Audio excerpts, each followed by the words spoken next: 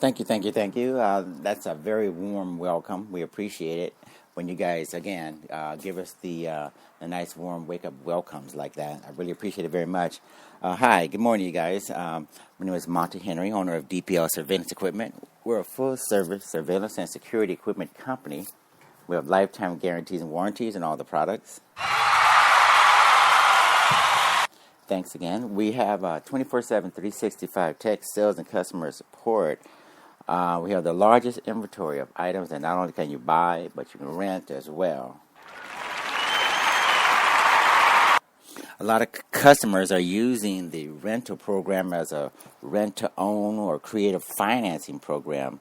A lot of times customers will think of ways of using your products and services that you never even thought of. And a lot of them were renting from us, and then they would call us and say, can I go ahead and convert that rental into a purchase? And I'm thinking, okay, we'll just make that a normal part of the rental program. And they also, thought, okay, the customers, they wanted to try out the programs before they bought. And I thought, okay, so you guys are pretty much turning my rental program into a try before you buy or a rent-to-own program. So we formalized it and restructured it, and now we have a new service, a new creative financing technique, thanks to the customers. So you business owners and entrepreneurs out there, you got to pay attention to what your customers are saying, okay? Listen to them, and then they'll guide you pretty much in the right direction as far as what they want to buy and what they want to pay for, okay? Now, thanks again. Now, this particular... let's see. Let's back up for a second. So we have a significant, number of ways that we finance and help you acquire state-of-the-art law enforcement grade products. One is the rental program, as I spoke of. The other is the layaway program. That's what I want to say. The layaway program is actually another form of creative financing. Customers again. Asked us about, affordability, ways of being able to afford the products. And so one of the ways that we help you guys acquire the state-of-the-art technology that we offer and the various products that we offer is to allow you to lay away. So you tell us basically how many weeks, how many months that you want to lay away a product, and we charge you according to the number of weeks or months that you wanna pay for the product. So you basically structure it yourself, and we just charge you accordingly. That's another idea basically brought about by our customers. So again, you learn from your customers directly and pay attention, and they'll actually help steer your business in the right direction, because this is actually what they want. This is actually what they'll pay for. The layaway program and the rental program are creative financing techniques that are very, very unique to my company, DPL Surveillance Equipment.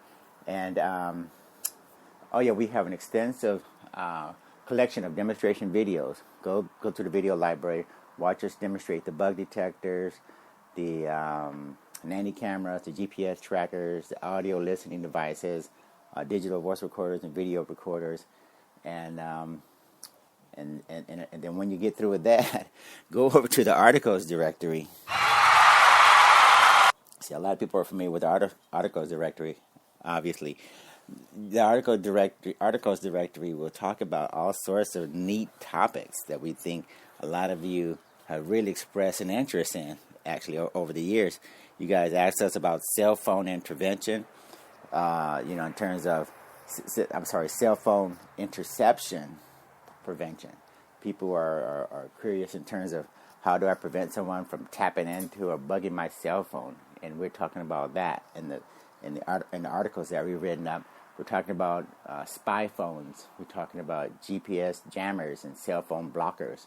You guys are talking about everything imaginable, and we're writing articles on it. And now we can have a sensible discussion, because I think we're contributing to the body of knowledge when it comes to these particular topics, and including electronic harassment, including targeted individuals, including electrical hypersensitivity. Those are very, very popular. And we're also writing about hacking the brain of all things. How does someone hack someone else's brain? Okay, the government it's been speculated by a lot of people that the government is using synthetic telephony and remote neural monitoring, and you got the DARPA projects and all these covert programs, MK Ultra. So, and we're talking a lot about those too. I'm sorry, we're talking a lot about those programs as well.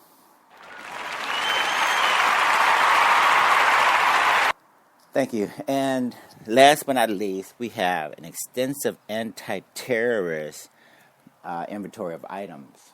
Some of the items that are moving out there in the international and domestic marketplaces. Some of our products include, but are not limited to, the explosive detectors, X-ray baggage scanners, and narcotics detectors, and including a lot of people who are renting our walk-through metal detectors. So if you're a government agency or corporation, or got a major university, maybe you manage the security in the airport, or maybe you got the embassy buildings, or maybe your port or harbor or something like that needs protection, give us a call. We can help you secure that with our anti-terrorist products. We've worked with some very high-profile ministries of defense, including those in the Middle East, a number of institutions in Africa, particularly in Nigeria, and also in Israel or Egypt rather. You name it, including the United States, of course. But all over the planet, we're shipping these field-tested, very, very reliable, very, very highly reputable narcotics and detectors, X-ray baggage scanners, and explosive detectors. Now, if you have any need for any of these things, give us a call, 888-344-3742. That's 888-344-3742. This particular session actually has nothing to do with my company or the technologies that we offer. We sometimes go off topic, and because we're human beings, and we want to let you guys know about certain things that could help you out, avoid some of the things that we go through, daily life things. So we want to share that as well, because I think it could be a learning experience. We certainly learned the hard way. We've owned property, and I still own property, but we're getting older, me and my wife. So we decided to rent a unit where we didn't have to do landscape maintenance and repair work and all of that. We chose a nice area in California called Ventura, California, and we decided to let someone else worry about upkeep, right? We would just do the minor things that need to be as far as chores and different things inside of the place. But we decided that the landscapers and the maintenance work and all these guys, they would do that part, and that would relieve us of that responsibility. That way we can travel, we can concentrate on the business or whatever. See, we got a number of people agree with that. So anyway, this particular facility is run by a company called Essex Property Trust. Now, Essex, ESSEX Property Trust, manages a ton of different properties all over southern and northern California, probably amongst other places. Anyway, they were, in my opinion, they were a very reputable, very professionally ran organization until I moved in, I guess, because like when I moved in, I started to, maybe it was some bad luck or something, I don't know what happened, but we started to notice, after a few management changes in the leasing office, that things just started to go downhill. One particular incident, you can look at part one, but this is part two, but look at part one and you can see a lot of complaints and things on the BBB website, etc., etc. I'm not going to go into a lot of detail about that, but I had forgotten, I left out certain two things and a point that I want to make. First of all, the two incidents were, one of them is one of the fellow tenants, one of the residents that lived near us in that adjacent building, had someone had a vendetta, I think, against one of the residents or tenants, and the cars kept getting vandalized, and because the people had like 3 or 4 cars or something, they owned a small business or something, but they had 3 or 4 cars or whatever, kept getting vandalized, kept getting broken into, kept getting scratched up, whatever. And it was only happening to these people, right? So we're thinking, okay, you guys got something going on over there. You need to get it under control before it starts affecting other people, whatever. Because who I don't know who's targeting you, but I don't want them to get confused with me, my car or something, or my cars rather. So anyway, one occasion at 2 or 3 o'clock in the morning, we wake up to a burning truck. A full-size pickup truck was literally set on fire. But the previous night, actually, this same truck, the windows were smashed out. Someone smashed out the windows, and this is a very nice neighborhood. But something was going on with these tenants. Now I'll make this other point as soon as I let you know what happened with the truck. They smashed the windows of the truck. Then they came back the subsequent night, and then they set the truck on fire. So first they smashed the windows to send some sort of message, and then they come back the next night, throw some incendiary device inside the truck, set the thing completely on fire, and it happens to be in front of my house. Okay, so we wake up at 2 or 3 o'clock in the morning to an explosion, and the truck is on fire, and my wife wakes me up because I'm dead sleeping, and we're looking out the front door. 50 feet from our door is a burning truck, which could explode any minute. And the point that I'm making is this. Management, I had warned the leasing people, the people in the leasing office numerous times that we have some tenants who they seem to be involved with something, and their cars are getting vandalized, tires are getting slashed, windows are getting broken into. Every time we look around, there's a front window, back window smashed out, and they have to get it repaired multiple times. So we're concerned. We're thinking something's going on. Somebody's targeting you guys specifically, and we don't want these types of people anywhere near us. I actually asked the people the tenants to look into their own personal situation, try to identify who it is doing this to them, go to the police and get it under control. But anyway, between talking to the residents, talking to the leasing people, the people in the management office, no one did anything. No one had a clue as far as how to resolve that problem. So we ended up with a burning truck ready to explode in front of our apartment. And the reason I'm bringing this into this conversation is because of this. The people here at Woodside Village Apartments, owned by Essex Property Trust, never go out and inspect the place. Me being a very obsessive, compulsive disorder type of person, OCD, I have to pick up litter and garbage and trash whenever it's put on the ground. Not that it's, was a very messy place, but whenever I did see trash or garbage, I want to pick it up, right? So anyway, I'm trying to bring these things to their attention, but no one's paying attention. And anyway, the people in the management office, after talking to the other fellow residents and tenants, they also acknowledge that they never see any of these two people get up out of from behind their desk and walk around and see what's going on. I think they had an individual. One of the individuals' name was Darlene something, and then Veronica at Woodside Village. These people, I'm not quite sure how they maintain their jobs, but the facility allowed these people to pretty much manage the facility without ever getting up and inspecting the place. Because I would walk around, walking my cat. I got a cat that I actually walk around on a leash, and we would see everything that's going on, just as in a normal course of walking around. We would see sometimes screens, hanging down or damaged, which wasn't a major thing, but we would see it, and I would report it to get it put back in place. If a window was smashed or something, I would bring it to their attention. I figure, I'm going to be a responsible tenant and report these things, right? Well, lo and behold, the management office never had a clue that anything was going on, basically. Again, talking to fellow residents and tenants, we all finally came to the conclusion that these guys are never inspecting the place. They never go out, talk to tenants, walk around, visually take a look at what's going on, and so they were clueless. So this is the lesson here.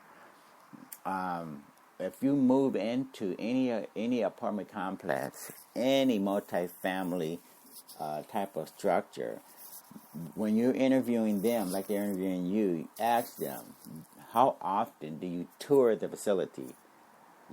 How often do you get up from behind your desk and walk around, meet and greet and inspect and take a look at what's going on? And if they can't answer that in a in a manner that makes you feel comfortable, then you probably want to move on, because it seems like, because I'm a surveillance and security equipment expert, and we're finally realizing that there are a lot of people who intentionally wish to do harm to other people. Okay, an exploding car may or may not be just a boyfriend met at a girlfriend. You know, some people are coming into the United States and they have an intent to do as much harm as possible to as many people as possible. So the terrorists and the bad guys, etc., they're finding out more and more about different facilities, whether it's multifamily, whether it's children's schoolyards, whether it's a daycare center, whatever it is, they're looking for vulnerabilities. So if people aren't diligent, the management people, the corporate owners, if they're not diligent, taking a look at these particular situations, trying to see if the bad guys are coming in with the intentions of doing harm, then they will never know how to prevent it. You can't prevent things remotely from some office in another city or state or country. Sometimes you have to get up, take a look around, talk to people, get to know your tenants, get to know your residents, make sure that you have an idea of what's happening on the ground. So this is something that I learned here, and I want to pass that along to you guys. Interview these people. When you go and take a look at living in a multifamily environment, get them to tell you about how often they get up and tour the facilities, talk to people, shake some hands, introduce themselves, whatever. Take a look at what's going on the ground. Okay, you can't manage everything remotely like that from some remote location or something or whatever. Or just look at a report on a spreadsheet. You know, this is working this day and age. The terrorists, the active shooters. So we're going to wrap this up. The people want to do harm. They're going to go out of their way to do the harm. And anyway, on this occasion, it was the burning car. On another occasion, it was... what had happened in the other occasion? I forget what it was, but I'll cover that. I've got to get a customer phone call. But you guys, we appreciate it when you join us in these particular sessions, and we appreciate it if you join us and share this with somebody else, and let's see if we can help make the world a much safer place. And let's see. I know what the other occasion was. The other situation. It looked like someone's operating a brothel out of one of the apartment complexes. And there was women of the night, and there was people coming and going very late at night, in and out of windows, not even doorways, but in and out of windows, breaking the screens down, and the windows were off the hinges. It was a mess, and I reported that to the management people, and they had no clue. But the tenants brought this to my attention because I'm actively involved, and they thought I was like the person, the go-to person to look into these issues. I'm a fellow resident. But anyway, I took it upon myself, brought it to the attention of management. They finally looked into it. But again, they had no clue. No one had a clue. I'm reporting broken windows, brothels, burning cars, everything. You know, all these incidents could have been prevented by having people who are more hands-on. Anyway, I'm going to take this customer phone call and get back to them and wrap up this session. But yeah, follow my advice and give me some feedback. Let me know what you think about this particular podcast. Give us a call, 888-344-3742. That's 888-344-3742 if you have any need for bug detectors, GPS trackers, X-ray baggage scanners, etc., etc. Okay? You guys, thanks again. Share this with a friend, relative, enemy, associate. We don't care who you share it with. Just get the word out and see if we can help make the world a safer place. Okay? Thanks. Take care. Bye.